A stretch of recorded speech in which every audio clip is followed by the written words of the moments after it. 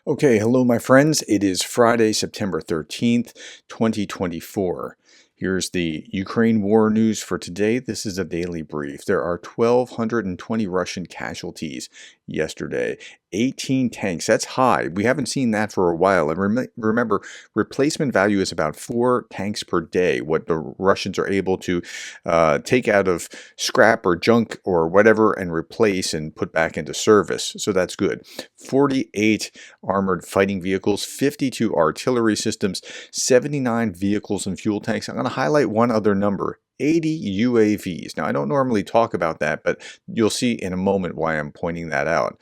Here's Andrew Perpetua's list. He got this done early yesterday, and so good on him for getting caught up. Hopefully he can get some sleep. It's a little less than 1 to 1, maybe 1.3 to 1, something like that. But here's why I was pointing out what I was pointing out. 17,000 Russian armored vehicles were destroyed, so we just passed that here.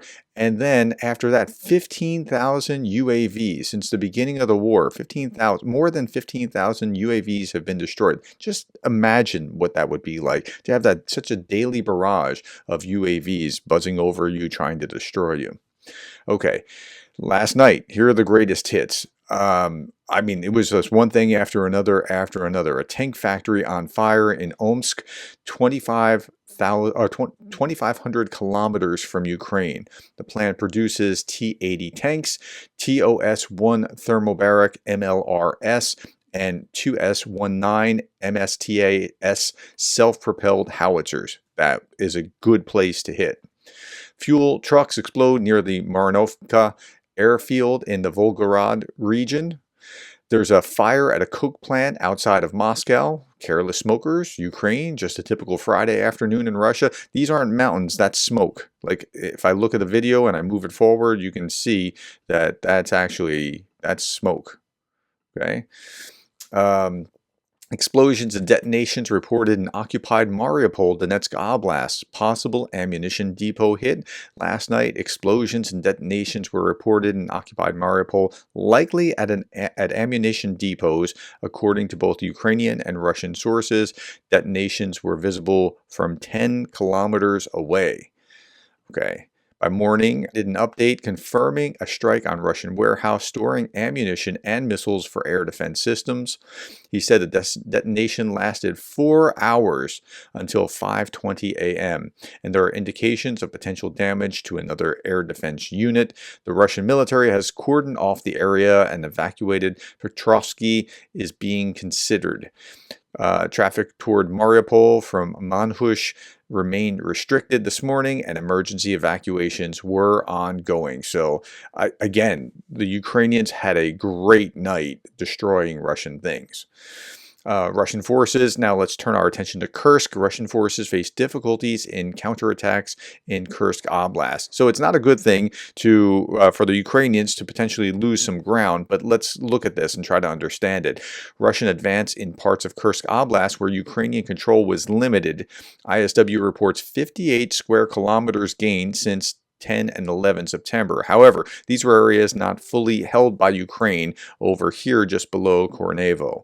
So, okay, I mean, while they were doing that, while the Russians were going to Nagost down here below Kornevo, the Ukrainians countered by attacking across the border here.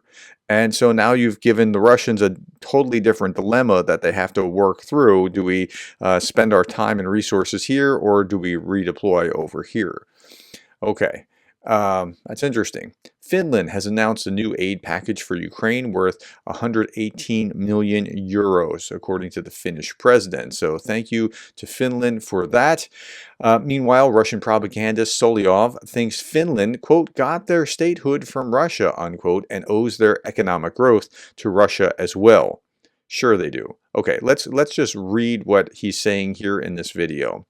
Finland's president, Stubb, demands the lifting of any restrictions on strikes on Russian territory. Stubb, you're stupid. What are you going to strike with? What kind of weapons does Finland produce? Your country has risen just because we once showed mercy and decided to forgive you. Well, that's kind of them. For being a Nazi blank who did all sorts of things to our POWs.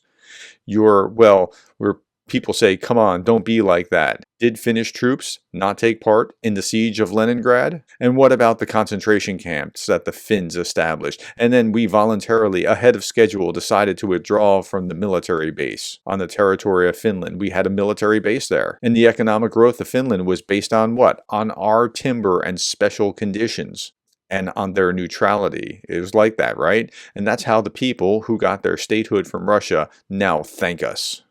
Okay, this guy is just off. I'm like, I don't even know which direction to attack in what he just said. It's that bad. Okay.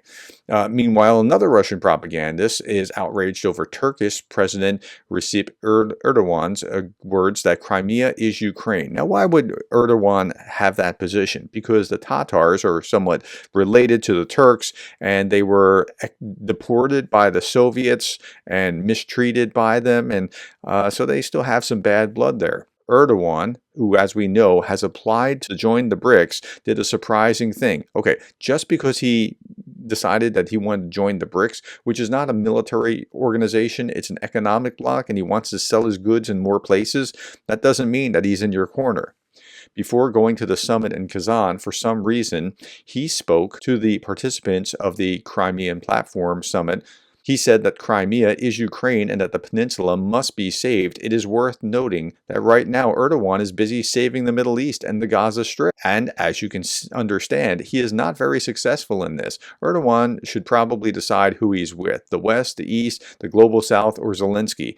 Well, actually, that's a really interesting statement that she said at the end, that he should probably decide who he's with. Is he with this group or that group? He's not trying to be with anyone. He's just trying to open up his opportunities to everyone. He's actually deeply Muslim, and so he's with those in Gaza. But as far as the West or Russia or whatever, he's just trying to play neutral and get advantage for Turkey as he can. That's all he's after. Okay. I've read about this kind of thing happening to others. I never imagined it would happen to me, said a doctor who was denounced by a patient for alleged anti-war comments. This is happening in Russia. Russia's becoming more authoritarian because the special military operation that was supposed to last 3 weeks has now lasted, well, it's working toward 3 years now, and they're doubling down on authoritarianism in order to control the narrative. Nearly $6 billion in U.S. funding for Ukraine will expire by the end of September unless Congress acts to extend the Pentagon's authority to send weapons from its stockpiles to Ukraine. The Biden administration has requested Congress to include this funding in any resolution passed before the fiscal year ends on September 30th. It's September 13th right now. You got to get on this and just push some things through. If Congress fails to act, the Pentagon is exploring alternatives, but $5.8 billion in presidential drawdown authority will expire. Well, but Biden can sign right now. He can sign something immediately and allow that to go through. But he's not. Another $4 billion in longer-term funding through the Ukraine Security Assistance Initiative remains available until 2025. I'm no expert, but Biden, I have some suggestions for you. You could spend that $6 billion pretty quickly by providing these and then allowing Ukraine to use them. These are ATACMS. Okay. 49 Ukrainians have returned home from Russian captivity. 15 of them are soldiers of the former Azov regiment. Ukrainian heroes returned home after more than 2 years in captivity. This woman is just calling her daughter for the first time since she's been home. I'm home. Hi, my daughter. Hi, I'm home, Mom. I'm in Ukraine. He's been in Russian captivity since 2021. The full-scale invasion started in 2022, but the war's been going on long before that. Okay, as you know, the presidential debate was the other night. When asked pointedly, do you want Ukraine to win? Donald Trump said, I want the war to end, not I want Ukraine to win. Frank Luntz, a Republican pollster, said, if you're against Ukrainians dying in a war, why not demand that Russia withdraw their invading forces from Ukraine? It's a good point. Lithuanian Foreign Minister Gabrielis Landsbergis has arrived in Kyiv. I'm back in Kyiv because that's what friends are for.